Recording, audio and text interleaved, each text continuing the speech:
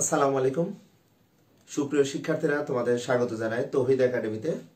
আজকে আমি তোমাদের সামনে এসএসসির উচ্চতর গণিতের 8.3 অনুশীলনের 7 এবং 11 নম্বর এই দুইটি গাণিতিক সমস্যার খুব বেসিক একটি টপিকস, যে টপিকসটি তোমরা যদি জেনে থাকো এখান থেকে তোমরা আজকের এই ফেনী গার্লস ক্যাডেট কলেজের একটি সৃজনশীল প্রশ্নের ক নং প্রশ্নটির আনসার তোমরা দিতে পারবে।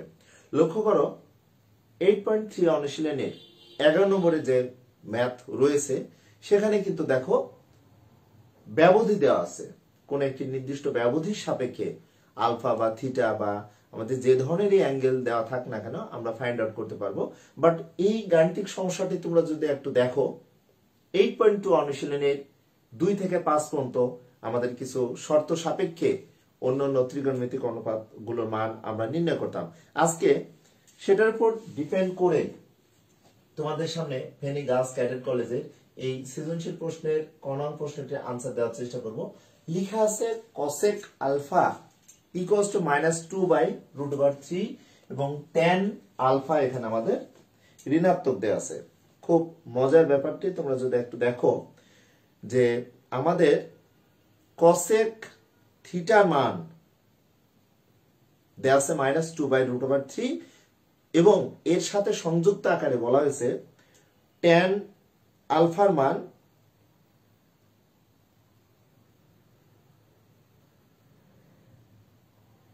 নেগেটিভ দেয়া আছে। তাহলে আমরা এখান থেকে কিভাবে cosec আলফার মান নির্ণয় করব সেটি কিন্তু এই ক্লাসের প্রতিপাদ্য বিষয়।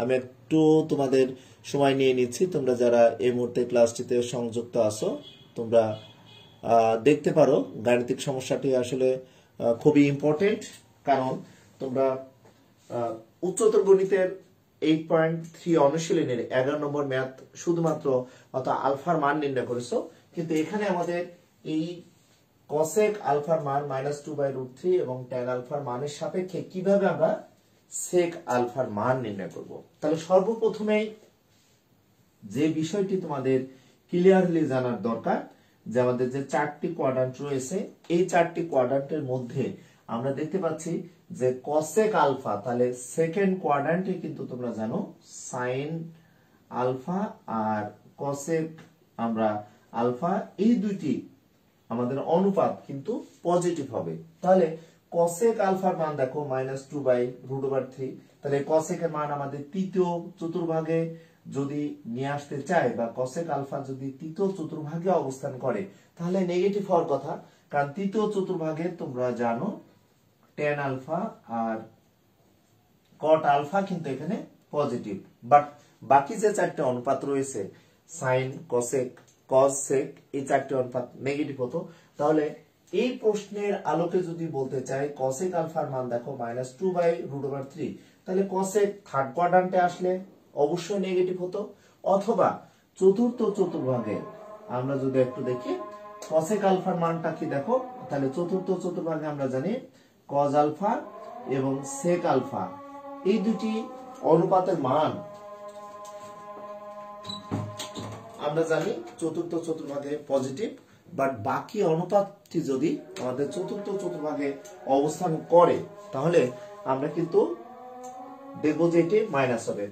এবং আমাদের cosec আলফার সমান দেখো -2/√3 আর দেওয়া আছে tan আলফার মান কিন্তু দেখো ঋণাত্মক।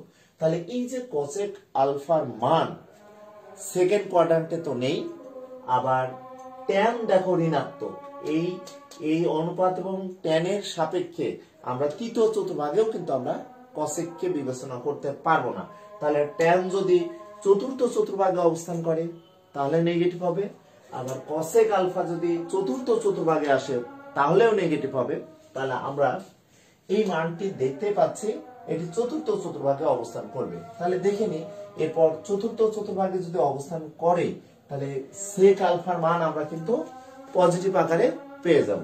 তাহলে আসো এখন আমরা কি করতে পারি, সমাধানটা এখানে দেখাতে পারি কিভাবে দেখো, এখানে আমরা লিখতে পারি cosec আলফা -2/√3, তাহলে এখান থেকে আমরা কি লিখতে পারি দেখো মাইনাস cosec দেখো কত বলতো পাই বাই 3, তাহলে cosec 60 ডিগ্রির মান কিন্তু আমরা জানি 2/√3। তাহলে cosec 60 ডিগ্রির মান আমরা খুব সুন্দরভাবে জানি যে 2/√3। আর এই যে মাইনাস, এখানে মাইনাস মানটি তো আমাদের থাকলোই।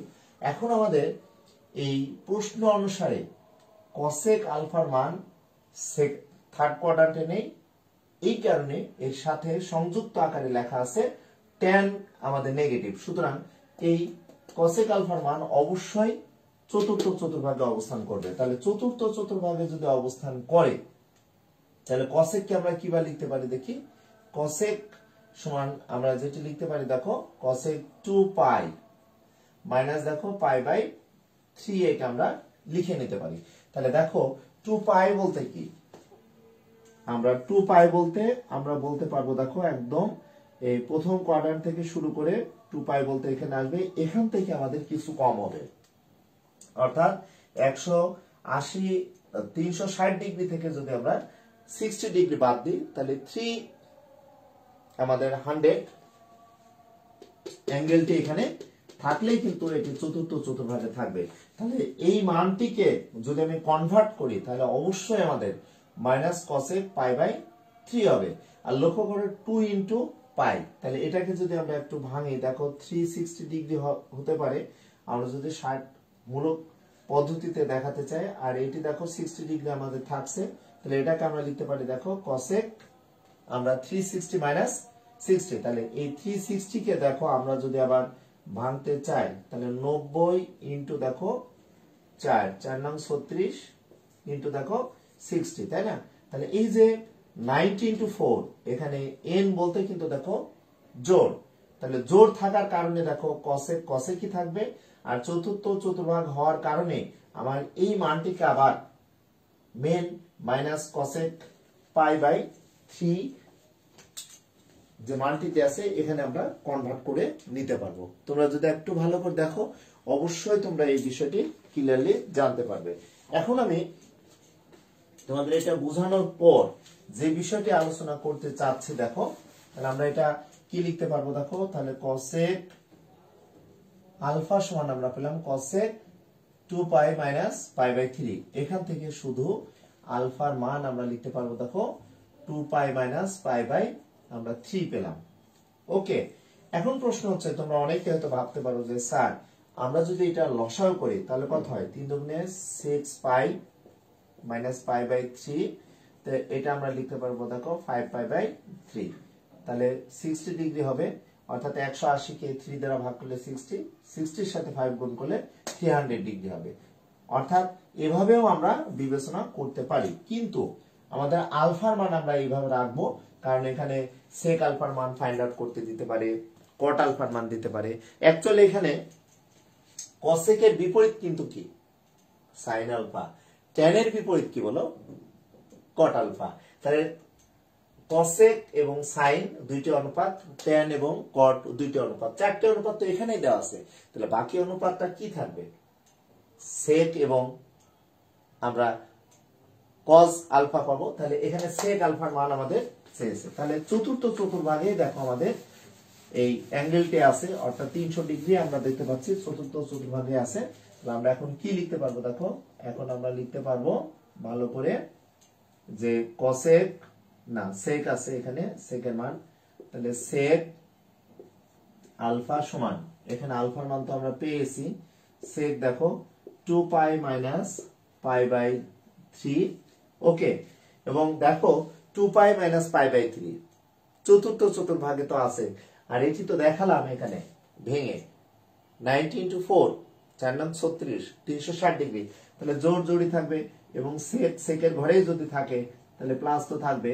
তাহলে sec 60 ডিগ্রি মান কত, cos 30 ডিগ্রি মান, যেটি cos 30 ডিগ্রির মান যে মানটি থাকবে, তাহলে sec 60 ডিগ্রি মানটা কি হবে বলো তো, এটি হবে কিন্তু দেখো 2 হবে। এটি তোমরা খুব ভালোভাবে জানো, কারণ তোমরা জানো যে sec 60 ডিগ্রি মান অ্যাকচুয়ালি 2, আর cos 30 ডিগ্রি মান কিন্তু দেখো হাফ। তোমরা খুব ভালো করে জানো cos 60 ডিগ্রি মান তোমরা জানো হাফ, তাহলে এখানে sec 60 ডিগ্রির মান দেখো জাস্ট উল্টা, তাহলে এখানে আমরা সুন্দরভাবে পেয়ে গেলাম।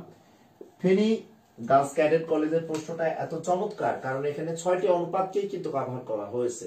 এখানে cosec আলফা এবং tan আলফা দুইটা মাইনাস দিয়ে এখানে 4টে অনুপাতকে কভার করেছে। পরে বলেছে sec আলফার মান নির্ণয় করো, অথবা বলতে পারে cos আলফার মান নির্ণয় করতে পারো, অথবা বলতে পারে sin আলফার মান কত, sin আলফার মান তো আমরা এখানে পেয়ে যাচ্ছি। হতে পারে tan আলফার মান কত, tan আলফার মান আমাদের চতুর্ভাগে গেলেই আমাদের মাইনাস হবে, বা এখানে cot আলফার মানও যদি বলে তাহলে চতুর্ভাগে আমরা এই অ্যাঙ্গেলটি পাচ্ছি, মাইনাস হবে। সুতরাং একটি গাণিতিক সমস্যার সমাধান তোমরা যদি করো, এই গাণিতিক সমস্যার সমাধানের মাধ্যমে যে কোনো মান তোমরা কিন্তু ফাইন্ড আউট করতে পারবা। সুতরাং তোমরা ভালো থেকো, সুস্থ থেকো। এমন কিছু টপিকস যেগুলো খুব ইম্পর্টেন্ট, একটি ম্যাথের সাহায্যে আমরা একাধিক ম্যাথ সমাধান করতে পারি, এই টাইপের ম্যাথগুলো নিয়ে তোমাদের সামনে কন্টিনিউয়াসলি থাকার চেষ্টা করবো। সেই প্রত্যাশায় সুস্থ থেকো, ভালো থেকো, আল্লাহ হাফেজ।